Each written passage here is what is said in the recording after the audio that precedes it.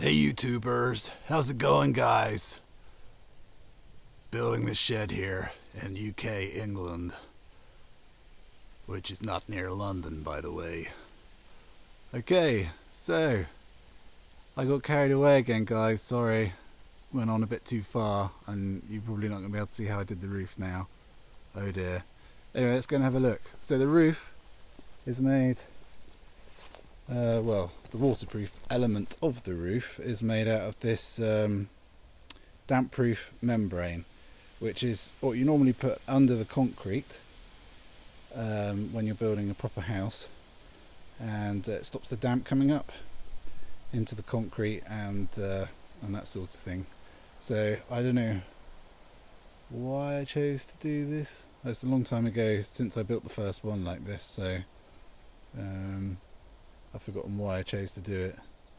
I think, yeah, that's it. So if you buy a proper membrane for a roof, it's very, very expensive, and this, because it's widely available and people use it all over the place.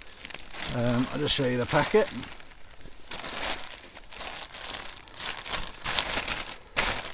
Visqueen Eco Membrane, 100% recycled. The trusted choice in damp proofing, and it's BBA approved. Blimey, it's amazing, isn't it? So yeah, here we go. So where did we get up to last time? I had a corner up last time, didn't I? So that's the corner we looked at last time, where the step ladder is, and since then put all the other corners up, and let's go have a look inside. So if anyone's ever seen stud work or stud petitioning inside a house, this is pretty much done in the same way. So we've got our floor, which we looked at the other day. We put our corners up, and then we're making a frame as we go around. Now I've left holes here because cutting the boards the right size to fit in these holes is a bit time consuming, and the weather's a bit dodgy at the moment, so I wanted to get the roof on. For point of reference, this is day 2.5, and it's so we sort of, if it rains now, we'll be able to carry on working because we've got some indoor space to work on. So I'm going to have a window here. This is going to have a piece of board in it to fill it up, and the door's going to go there, and this bit is going to have a window in this side and boarding on the other side. So hopefully when I have my chair here where all this junk is, I'll be able to look out through there and see that without that, because I don't like that. So just this bit. Greenery, that's what we like, isn't it? So there you go. Now the roof is made, once you've got your walls up, you put some cross members in. Now I don't like a thick roof. This is the wrong way around to layer timber, but I really don't care, and I've been walking on that and it's fine.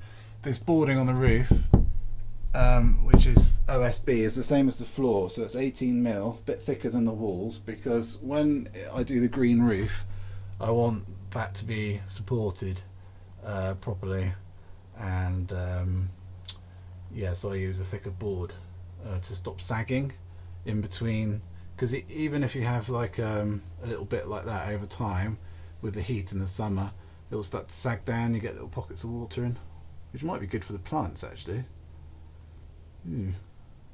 But yeah, maybe not. Yeah, perhaps I should let it sag. Yeah, I don't know. So yeah, so I've still got to put those same timbers in across there on the other side. I suppose as well, when I'm going to put some bunk beds on this side of the room. Hang on, this is meant to be an office, isn't it? Yeah. So if we could put some shelving in, say if we're building an office, and you could have some uprights going from floor to ceiling, and that would help support the roof as well. So you know, you can if you're building your furniture inside, shelving and things like that, then that can be a structural part as well, and there's no harm in that. So that's something you can bear in mind. You could even use thinner timbers, you see, and then have a framing inside for either a little partition or something, if you wanted a little nook in one corner where you were going to put a chair or something like that. Yeah, so on the roof, the membrane, we've got 1, 2, 3 layers. Now by the time you walked up there a bit and maybe put your gravelly growing medium down for your green roof, you know, there's a probability that you might poke a hole in it by accident if you only use 1 layer, but poking a hole through 3 layers, that's unlikely, he says. And I haven't had it happen on the last 3 sheds that I've built, so it's remained watertight, some of which were 4 or 5 years they went, and never had any problem with them. As far as I know, they're still going now, but so there's the door frame. So we'll just lift up this bit here so you can see underneath. I was just stapling down that corner there, and then I suddenly realised I hadn't shown you guys how it's done. So around the edge you've got timbers which have mounted upright, so that's to pick up the sort of decorative cladding which we're going to put on afterwards for the to sort of hold the growing medium in place and make it look a bit pretty. So we're going to clad that outside edge of this around here with a piece of treated rough sawn timber, so everything looks rustic on the outside and not plasticky. Now you can see those ends don't join up very well. I suppose some people might worry about that, but it's going to be under a whole bunch of plastic and soil and stuff. So, I use some extra long screws to hold those 2 bits together. It's probably quite good. Hey, whoa! Look at that screw there. Completely missed. Oh, I thought that went really well too. Oh, well, never mind. So in chapter 1 I said about getting some longer screws because I was only using 70mm ones. So I got a box of 100mm screws, which are really quite big. And look at the size of those buggers there. I'll take a bit. That's a 70mm there. That's a 50, and that is a 40. You can make do with that for the whole build. 100mm and 50mm. They're a size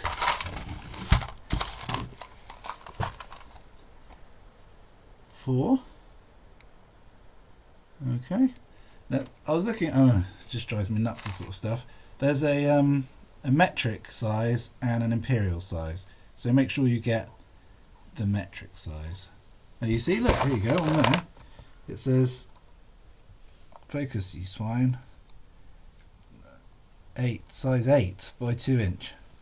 You see, so if you want imperial sizing, you want a size 8. That's for screwing all your boards to the stud timber, or CLS 4x2 timber, and then these ones here, they're for joining your CLS to CLS and screwing all the floor joists to the uprights and all that, so they're good. I mean, maybe you could go up a size on those, but I find the bigger screws are a lot harder to get in, and you perhaps it's quicker to use 2 narrower screws than 1 big one. And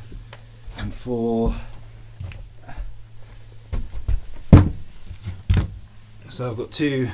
This one's an impact driver, so that's really noisy and munches the battery. So I put in about I don't know, 20 odd 100mm screws with that on a fresh battery. It's already down to 1 bar.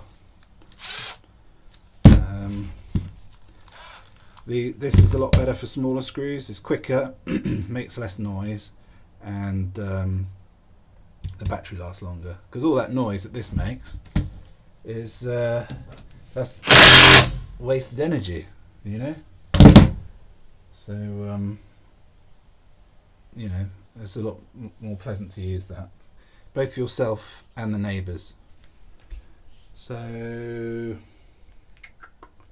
yeah, that'll do for this chapter. Sorry for the waffle and the gaps and me saying so all the time, but you know, I want to get on with building my shed, and I don't want to like spend the whole time editing videos and junk. So see you guys later. Thanks for listening. Cheerio.